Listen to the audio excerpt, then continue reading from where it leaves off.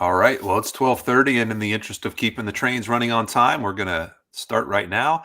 Um, I am really looking forward to this presentation by Jesse Zinn of Clayton State University down in Georgia. And so, Jesse, I'm just gonna hand this off to you and take it away. All right, thank you so much, Brian. Let me go ahead and share my presentation. All right, so you should be able to see it. Let me know if you don't. And let me make it full screen. All right, there we go. Okay, so yeah, the name of the work that I'm doing right now is The Heart of Monetary Economics. And yeah, it's just basically we're going to be creating a diagram that I think is an improvement upon the monetary Venn diagram that we often see in classes on macroeconomics and introductory economics. Basically, in any economics class where you're going over monetary aggregates. All right, so just to remind ourselves of what the monetary Venn diagram looks like, it basically looks like this, right? So, and it's based off of our definitions for what is the money supply, M, right? So the money supply is composed of currency, right, C, and deposits, D, right? And then the monetary base is composed of currency as well, and then also bank reserves, right? And so these two equations, they kind of suggest this Venn diagram here, where we see that, okay, so we have this smaller circle represents the monetary base, and reserves, currency, and then currency is also part of the money supply, and the money supply also has deposits. And the Venn diagram is typically portrayed like this, where the money supply is bigger than the monetary base, right? Which kind of exhibits monetary creation, but it doesn't really show how, right? And again, it shows how it has currency as the intersection between the two sets, if you will, right? All right, so the Venn diagram, it does do a good job of illustrating those definitions, right? It tells us, okay, it allows us to visualize what is the monetary base and what is the money supply, and what do they have in common? They have in common currency, right? But that's really all it does, right? I mean, it kind of hints at money creation, since it portrays the money supply being bigger than the monetary base, and that implies that deposits are greater than the reserves. But it just portrays it that way, and it doesn't really offer any kind of an explanation or any kind of intuition for why those two conditions might be the case, where deposits are greater than reserves or the money supply is greater than the base, right? It doesn't shed any light on how money is created, right? So what we're going to do is we're going to get towards a new diagram that does illustrate that, and it also displays the definitions that the Venn diagram shows, and try to maintain the simplicity of the Venn diagram, right? So we want to be able to portray additional information, give more insight to the students without making things too complicated. So to start out, we can basically portray the same information as what's in the Venn diagram by just creating a number line, right? So we have a number line, and we're gonna, well, all these variables do have to be positive, or actually non-negative. They could be zero. So we'll just go ahead and assume they're all positive, right? So we've got zero, and then currency. Since currency is part of the monetary base, it's going to be less than the monetary base. And we usually assume the monetary base is less than the money supply, so we'll just go with that assumption. So we make those things on the number line, and then the definitions of the monetary base and the money supply, they're going to imply that, well, the gap between currency and the monetary base is reserves, right? So we get this top bracket, and we can label that R for reserves, since currency plus reserves equals the monetary base. And then we also get another bracket down here. The gap between currency and the money supply is given by deposits, right? So right now we're portraying all the same information as the Venn diagram, right? But you can probably see there's a little bit of a window for us to portray more information, right? Namely, this gap between the monetary base and the money supply, which also equals the difference between reserves and deposits, right? Since this gap is the same as the big gap D minus the R gap, right? The reserves gap, right? So if we knew what determined the size of that gap, right? The size between M and B, or D and R, if you will, right? The difference between the monetary base, the money supply and the monetary base, or deposits and reserves, then we could create a diagram that offered information on why we might expect the money supply to be greater than the monetary base, or deposits greater than reserves, right? Which is, again, those are equivalent conditions, right? Now, it turns out if we think about balance sheets, then we can actually get there, right? So first I want to take a simplified approach, and then we'll do a more rigorous and correct way to do it. So let's just assume that that there's going to be some amount of loans and other debt that is owed to banks, and we'll call that L, right? So this is broadly speaking, right? So it's all kinds of debts owed to banks, right? So bonds, overdrawn accounts, anything that's owed to banks, basically, right? And if we assume nothing else on the balance sheet, so there's no owner's equity and no illiquid debt, so it's basically a simplified balance sheet, then we have this balance sheet down here, right? So the assets for the banks, right? And this is the aggregate balance sheet for the entire depository institution industry, right? So assets are reserves and loans, and then liabilities are the deposits, and that's it, right? Now this is going to give us an equation, right? This tells us that, well, of course, we know assets have to always equal liabilities, right? It's just a function of the fact that double entry accounting is how we do things, and so this is going to give us a balance sheet identity, and that identity is assets equals liabilities. So that means that reserves plus these loans, the value of the loans is going to equal the value of deposits, right? So that's always going to be true. That's an identity. Now, if we're just thinking about this identity, you can actually see, like, if you think about it for a moment, that this is actually kind of useful, and students can if they see this, they can get some insight from it, right? So it's useful for describing deposit lending, for example, right? So if you hold R constant, right, so reserves aren't changing. Well, if we increase loans, right, if there's a loan that happens, well, then since R is staying constant, that means D has to increase, right? So it's describing deposit lending. This equation does.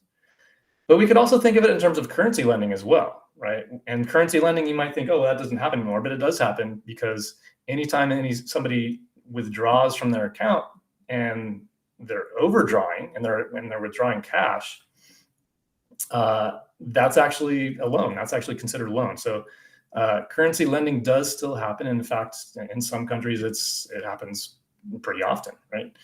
It's not uncommon. So anyways, for currency lending, the increase in L here would be offset by a decrease in reserves, since the banks are paying out cash to the person who's withdrawing the money. And these offset each other, right? The increase in L is offset by the decrease in R, so there's no change in D, right? So this equation gives some nice insight into what happens with lending, right, on the bank's balance sheet, and also for some monetary aggregates, right?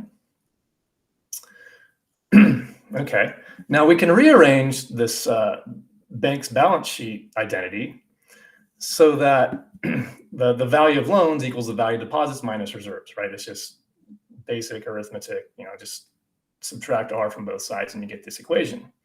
And of course, D minus R, if we remember, that's actually that's one way of portraying how big this gap is, right? Between the monetary base and the money supply, right? Reserves, the difference between reserves and deposits is the same as the difference between the monetary base and the money supply. And so what this means is that we can put L into this gap, right? The value of loans goes into the missing gap in our diagram, right? And this diagram here, it's now complete. This is what I call the simplified heart of monetary economics, right? Because it's based off of the simplified balance sheet where there's no equity or no kind of illiquid debt owed by banks or anything like that. And the reason I call it a heart, well, basically it's twofold, right? I mean, you can kind of see that it's vaguely heart-shaped. We got the two brackets on top and then the one bracket on the bottom, and they kind of form a heart shape, if you will. But I think another reason to call it the heart of monetary economics is that it's portraying these monetary variables that are really at the heart and central to monetary economics, right? So, they call it the simplified heart of monetary economics. And I think it is pretty valuable. I mean, again, comparing it to the Venn diagram, we see that it portrays all the information that the Venn diagram has, but it also has this additional information that it shows us that, well, the money supply is equal to the monetary base plus the value of loans, right? So M equals B plus L. And this equation I think it illustrates money creation very clearly, right? If you hold the monetary base constant, which means there's no monetary policy going on, then if banks lend more, the money supply is going to increase, right? And so I think it makes it very clear exactly how money creation works. And the nice thing about it is that it also illustrates how money creation can go the other way. If loans are paid off, so L goes down, right? The value of loans that are owed to banks go down. Well, then the money supply is going to decrease, right? And I think pointing this out that loans can go up and down as banks lend more or get money paid back, and that affects the money supply, right? So it makes it less kind of mysterious. It's just, okay, well, it can go up and it also goes back down once the money's paid back. So it's there's nothing shady going on here where banks are just kind of printing money. It's just a matter of how we define things, basically, right? So I think this diagram has a lot of nice qualities to it. All right. Now, of course, we were just looking at the simplified heart, right? So it's not exactly accurate, not exactly true. And we live in a world where there is illiquid debt owed by banks, and also there is owner's equity, right? So if we want to be more rigorous, if we want to be rigorous and complete and think about all these kinds of things and put them into, and see how they affect these monetary aggregates, then, we should do that, right? It might be better to show a simplified version to students who are just starting out and learning about economics, and it does do that, where it has that nice quality of showing money creation and also showing what happens with either deposit lending or currency lending or both, right? But if we want to be more accurate, then we should probably go with this, right? Now, again, what we want to do is using this balance sheet is create a balance sheet identity, right? This time it's assets equals liabilities plus equity, of course. And so we get this identity here where reserves plus loans, the assets, equal the liabilities. So illiquid debt, I, and then liquid deposits, D, and add equity as well, right? Now, again, we can rearrange this so that we get D minus R on one side of the equation, right? Deposits minus reserves. And again, remember, that is this gap here. And we get that, deposits minus reserves equals the value of loans minus the illiquid debt that is owed by banks, right? And that includes, by the way, I didn't mention this, that can include any kind of illiquid accounts that aren't considered part of D, which are liquid accounts, which count as money, right? So if you're being really stringent about what kind of deposits count as money, then that means, you're going to have a high value for I. So anyways, our gap here is going to equal the value of loans minus illiquid debt owed by banks, right? Including illiquid accounts they might essentially owe to people, owe to depositors, and then minus owner's equity as well, right? So our gap equals this now. Now, if we think about a second about, what is this quantity, loans minus illiquid debt minus owner's equity?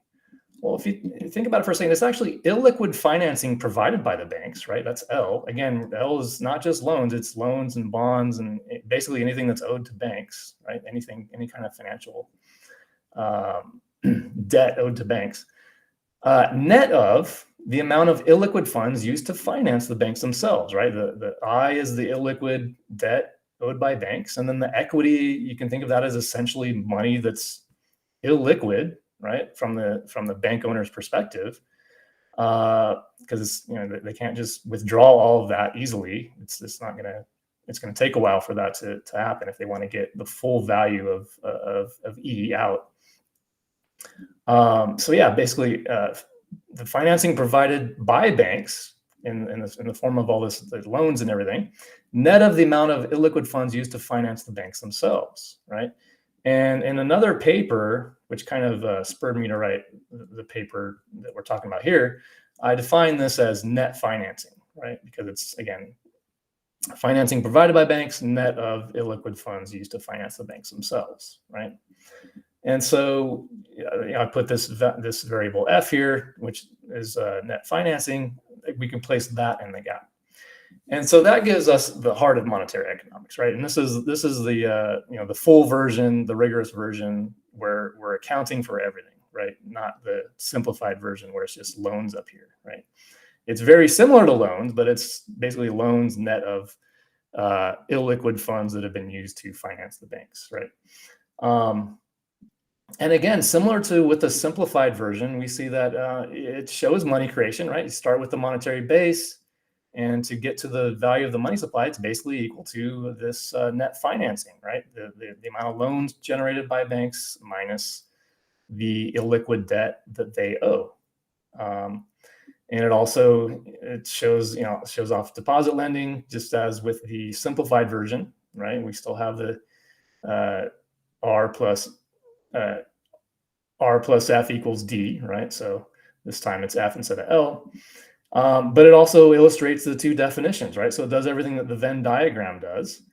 And I think it's not too much more complicated than the Venn diagram. Again, it has some additional information. It shows basically two more equations besides just these definitions that we have, right? Now, one thing you can do with this, of course, is you can show scaled versions of the heart of monetary economics, right? And this could be very valuable in class. It might get students engaged and wondering, why are the gaps that big and why do they change? And, could facilitate discussion. And it could also help illustrate changes in economic conditions and policies, right? So for example, the way that the diagram looks is going to look different if there's a liquidity trap versus more normal times. And it might look different if there's stagflation going on, and different under different kinds of policy regimes, like abundant reserves or scarce reserves, quantitative easing, quantitative tightening. It can illustrate that as well. So here's a couple of scaled versions, right? And so here's 1994, right? And it's all in trillions of dollars. If you're wondering, what are these numbers here? And you can see that in 1994, yeah, we had scarce reserves, right? Reserves, 0.06 trillion, so about $60 billion worth of reserves. And net financing was about a little over $3 trillion. And you can see that, this makes it so that this diagram, the heart diagram, has a much bigger right side than the left side, right? The left side is quite small compared to the right. And the funny thing is that I chose 1994 because I wanted to show something from before the financial crisis of 2008, right? So I wanted to show something from, basically 2007 or before, where there's scarce reserves. But I didn't want to make it so that R was so small that it would be like you wouldn't even be able to see it barely, right? So I want this bracket to be somewhat visible.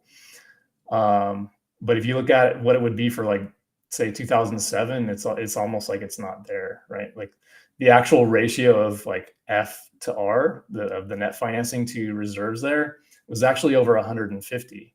Here, it's just what is that about? I think it's about 50. So it was even worse in 2007. And I actually have a graph in that other paper of mine from 2022 that shows that huge spike in this ratio of net financing to reserves, in case you're interested. So yeah, this is kind of what it would look like when there are scarce reserves, right? So you can see, one thing to notice is that the amount of currency in circulation is actually much larger than the amount of reserves, right? It's nearly 6 times as large, in terms of currency that's circulating versus, reserves. And so the monetary base itself was also quite small, and that suggests that, again, the observable money multiplier would be pretty large, since the money supply is quite larger than the monetary base. Okay, so let's look at one that's more recent, right? One with abundant reserves, and this is from a couple years ago, 2022, and you can see that it looks, quite a bit different. We see that the reserves, again, the reserves are pretty small compared to net financing. So again, the right side of the heart is larger than the left, but it's not nearly as lopsided as the one we just saw for 1994, right? And another thing to notice here is that, the abundant reserves, I mean, we have more reserves than currency in circulation here, right? This 3.39 for reserves is greater than the 2.27 for the currency in circulation. So that kind of shows you, and it could show students what the abundant reserves regime looks like. And you can show, you can show different years as well to kind of show, like, well, how abundant were reserves, relative to these other monetary aggregates, throughout time, right? To illustrate either quantitative easing or quantitative tightening, or, what have you, right? Different kinds of policy goings on. All right. Now, the way that we drew the heart before, we depicted all of the variables as being positive, right? And I did tell you that those variables that we start off with, right? So reserves and currency in circulation and deposits and the monetary base and deposits and the money supply, they all can't be negative, right? So they're all non-negative. They can be zero, but other than that, we expect them to be positive. With net financing, that's not true. It could be less than zero, right? How could that happen? Well, basically, if deposits are less than reserves, then net financing will be zero, right? And this can happen as a result of stringent definition of money, right? And this was actually true a few years ago, before M1 was redefined. D was less than R for M1, right? So there were less deposits than there were reserves. And that actually meant that the money multiplier was less than 1, right? So this implies that the money supply is less than the monetary base. And that might have been why they changed the definition of M1 to include more types of bank accounts as being liquid deposits, right? Which count as money. So yeah, we would have had the situation of negative net financing. We had that basically before March of 2020 for M1, right? But it can also be a result of a financial crisis and or policy response to that financial crisis, right? Where if banks are lending less and holding more reserves, then this could happen on its own, but it could also happen with the combination of that and a policy response like quantitative easing, where just reserves are going up, resulting in abundant reserves, or just having an abundant reserves regime, like what we've had the last decade or so. I guess a little bit more than a decade since the financial crisis. And so if this happens, where, and it could be a combination of these things as well, like, a stringent definition of money combined with these things could cause net financing to be negative. Now, when this happens, it's going to make the diagram look kind of funny, right? So it'll basically look something like this if you keep everything more or less where it was, right? So the brackets that were on the top of the number line stay on the top, and then the bracket on the bottom stays on the bottom. And I call this a recessed heart, right? Because again, if we have F is less than 0. Remember what F is, one way to measure it is that it's M minus B, right? So the money supply minus the monetary base. Well, money supply minus the monetary base in this kind of a situation where net financing is less than 0, that means this is going to be negative, right? So, but if you're going to measure a gap on a number line, that's always going to be positive. So anyways, the negative of negative is positive. So we have negative net financing here. And the reason I call it a recessed heart is basically because the right side of the heart is kind of recessed inside the left. And so the left side of the heart is kind of like dominating everything, and the right side is recessed within it. And so, the actual, what was the bottom of the heart is just kind of this thing hanging out over here. And it's still portraying that relationship that, currency in circulation plus liquid deposits equals the money supply. But it just looks kind of wonky like this. Now you could, make it look a little bit smoother, I think, by putting this bottom bracket down here, and it would still be negative F, and it would look a little bit smoother. But then it would be an upside down heart, which would be fine. There's nothing wrong with that. But I prefer, if you're going to illustrate this kind of a situation, I actually prefer illustrating it like this, because then it kind of shows students, right? Keeping in mind who the audience is, it shows students, well, what happened to this bracket? Before it was over here to the right of the monetary base, but now it's to the left. And it basically got moved. It might have shrunk and then gone inside this other side of the heart, right? So I don't know. For that reason, I kind of prefer having a recessed heart rather than one that's upside down, where this F goes down here, or rearranging things so that R would be down here, and D and minus F would be up here. So anyways, that's just my personal preference. All right.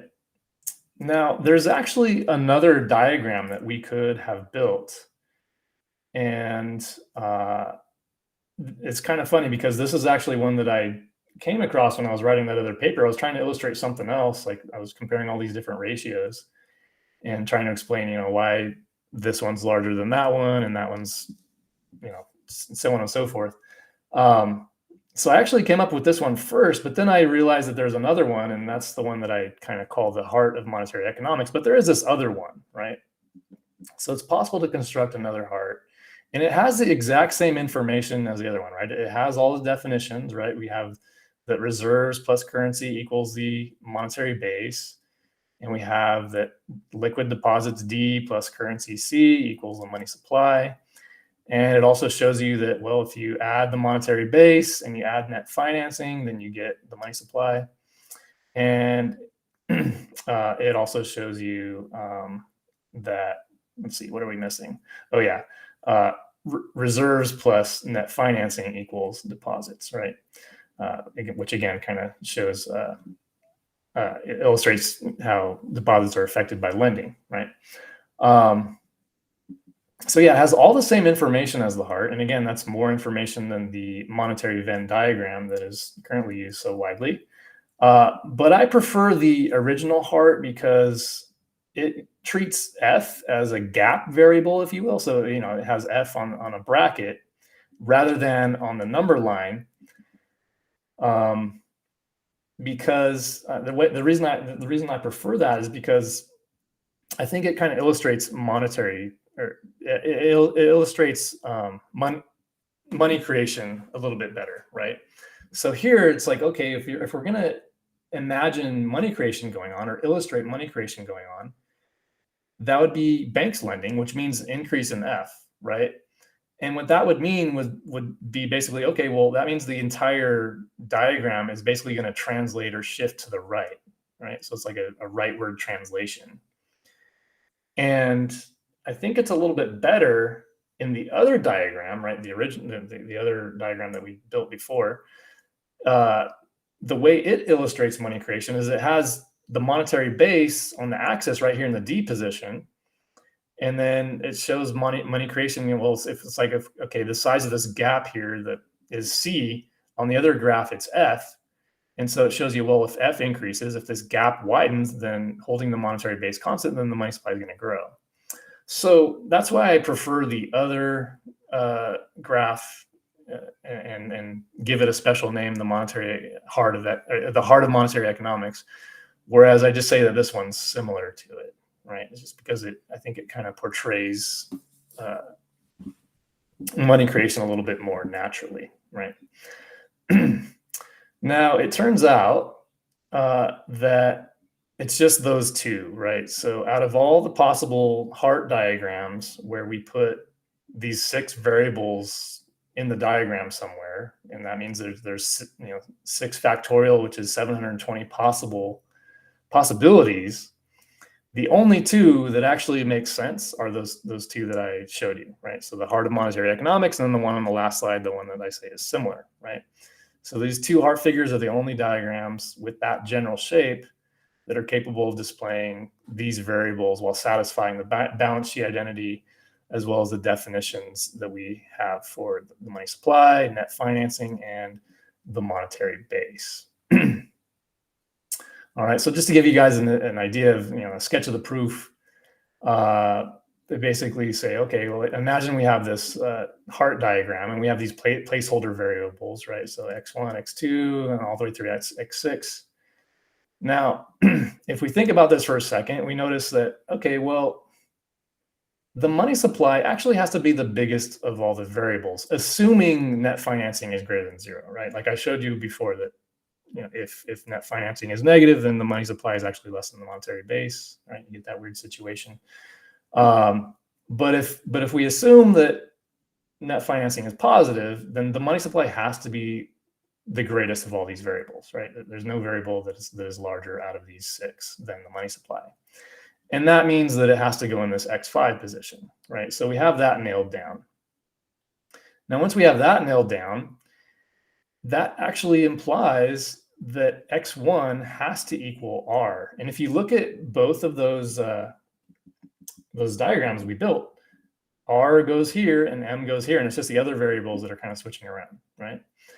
And the reason R has to go in X1 is because in these equations that are basically our constraints, right? The definitions and these identities, there's never a case where R, right, the reserves combines with another variable in this list of variables to equal M, right?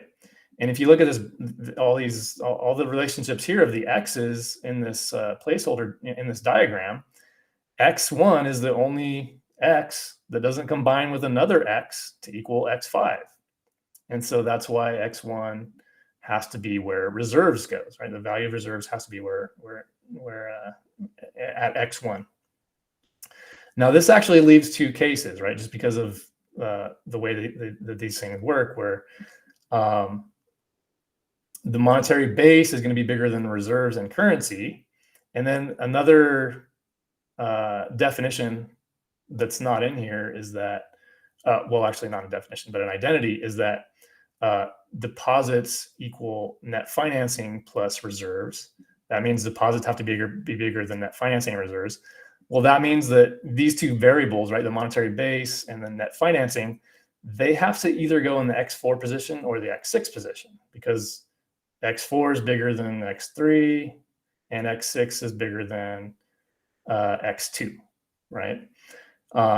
So leaves us with those conditions mean we have 2 cases, and each of the 2 cases leads to one of our diagrams. So that means we're done, right? So we had 720 possibilities, but all of these definitions and identities eliminate 718 of them, so that we're only left with those 2, right? The heart of monetary economics and the other diagram that I showed you that's similar to it.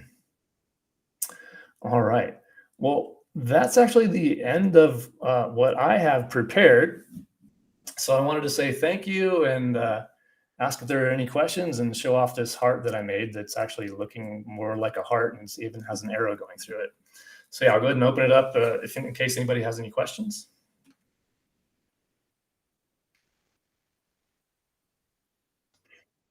And if you do have questions, you can just click, you can unmute yourself and go ahead and ask.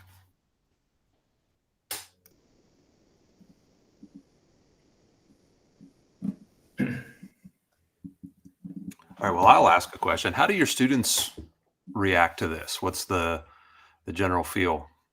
Well, I only had the opportunity to teach it once so far, and it was last semester. And I think the students kind of like I was kind of just showing all of the proofs and everything. Like, okay, this identity is going to give us that, and this identity is going to give us that. And it was also a class where it was mostly dual enrollment students. So these are students who are in high school taking college credit classes. And so I got the feeling that I don't know, it's just like a little bit too much. So I think next time I'm just going to just show them, just show them the heart, right? Just show them the diagram and be like, okay, this is how these variables are related. Instead Mhm. of deriving it, just show it to them. Or maybe I might do kind of like what we did uh, in this um, in this presentation, where it's like, okay, well, we start off with this gap that's not labeled, given these definitions, and well, let's try to figure out, well, how big is that gap? How does the money supply bigger than the monetary base, right?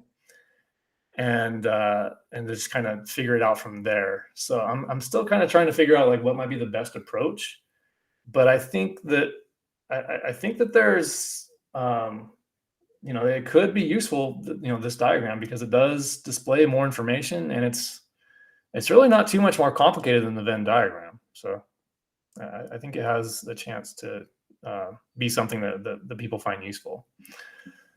You're showing this in Principles of Macro. It was I do plan to show it in Principles of Macro, but this class that I showed in last semester was a survey of economics course, Okay. which is principles level essentially, but it's just kind of both micro and macro thrown Right. together. Right. Yeah.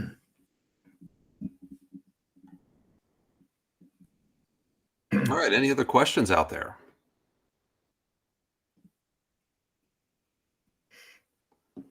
All right. If not, I guess we're a couple of minutes early, but that's not terrible. Thanks, Jesse, so much for joining us today and taking the time out and to show us the heart of monetary economics. And um, I'm going to shut the recording off. If anybody wants to hang around for a little bit, they are more than welcome to do so. And hopefully you have a great rest of the day. All right. Thanks so much, Brian, and thanks to everybody for attending the session.